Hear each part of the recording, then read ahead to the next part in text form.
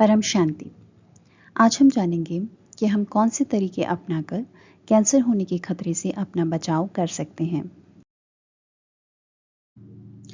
थोड़े बहुत cancer cells हर किसी की बॉडी में होते हैं, लेकिन जब उनकी ग्रोथ नियंत्रण से बाहर हो जाती है तो वो कैंसर बीमारी का रूप ले लेती है। अब सवाल ये है कि कैंसर सेल्स को एक सीमित मात्रा में कैसे रखा जाए ताकि वो अधिक मात्रा में बढ़कर शरीर में समस्या पैदा ना करें। अगर हम बीमारी होने से पहले ही जागरूक रहेंगे तो बहुत हद तक इस बीमारी से बच सकते हैं। अपने स्वास्थ्य के प्रति जिम्मेदार रहकर हम सिर्फ अपनी समस्या को कम नहीं करते, बल्कि पूरे परिवार को बड़ी समस्या से बचाते हैं। क्योंकि जब एक व्यक्ति परिवार में बीमार होता है तो परेशानी सिर्फ उसको ही नहीं बल्कि पूरे परिवार को उठानी पड़ती है। तो आइए जानते हैं कि कैंसर से बचाव के लिए हम किन बातों को अपने जीवन में अपना सकते हैं। पहली बात, डीआईपी डाइट को अपनाएं। नाइट्रिक ऑक्साइड की मौजूदगी में कैंसर सेल्स अधिक बढ़ नहीं सकते हैं। शरीर में नाइट्रिक ऑक्साइड बढ़ाने के लिए हमें डीआईपी डाइट लेनी चाहिए। इसमें बताए गए हाई वाइब्रेशन फूड, जो कि खास तौर पर फल और सैलेड होते हैं, शरीर को स्वस्थ रखने में बहुत सहायक हो सकते हैं अगर उनको सही तरीके से और सही मात्रा में खाया जाए, जैसा कि इस डाइट में बताया गया है। इसके बारे में हमने अपने पहले की वीडियो में विस्तार से बताया है।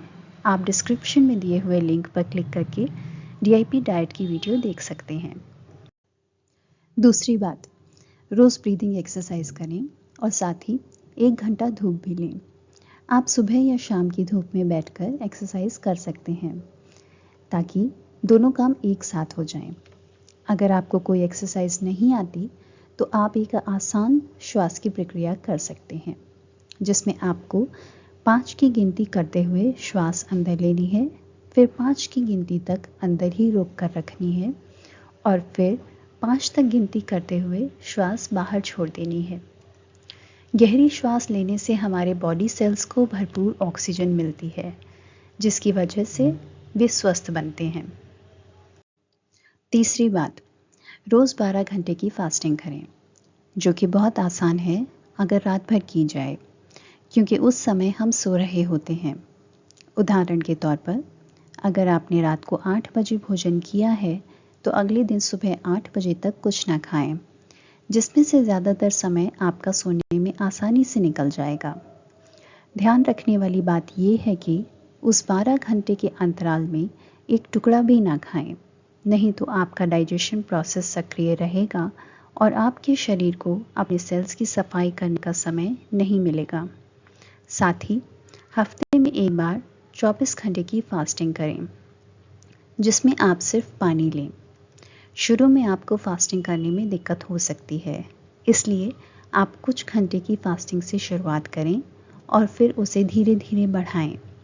फास्टिंग आपके नकारात्मक विचार और भावनाओं को भी कम करने में सहायक होती है, जिससे आपका मन शांत होता है। ये 3 स्टेप इस बारे में हैं कि आप भौतिक तौर पर फिजिकली क्या कर सकते हैं अपने आप को स्वस्थ बनाए रखने के लिए। लेकिन अब हम जिन स्टेप्स के बारे में बात करेंगे वो और भी ज़्यादा महत्वपूर्ण हैं, जो आपको मानसिक तौर पर करने होंगे। चौथी बात, भूतकाल में जो भी हुआ उसके लिए अपने आप को और दूसरों को दिल से माफ़ कर दें। अगर आपकी किसी के प्रति नफरत, घृणा या गुस्से की भावना है तो उसको माफ़ करके आगे बढ़ें, ताकि ये आपके लिए मानसिक बाधक ना बने।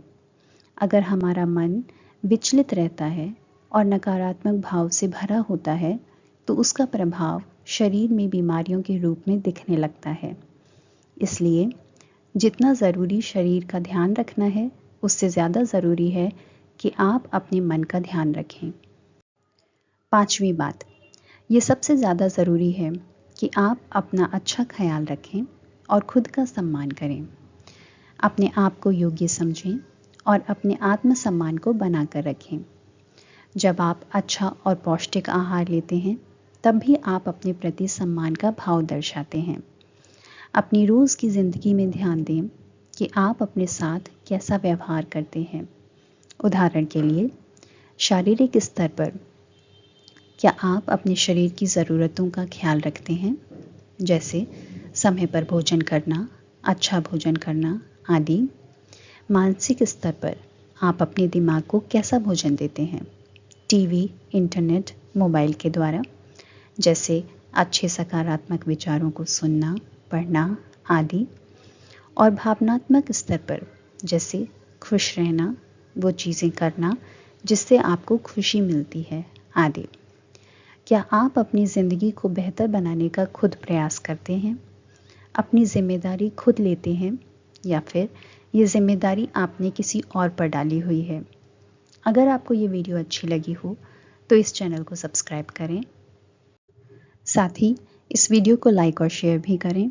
अपने अनुभव हमें कमेंट सेक्शन में लिखकर बताएं। परम शांति।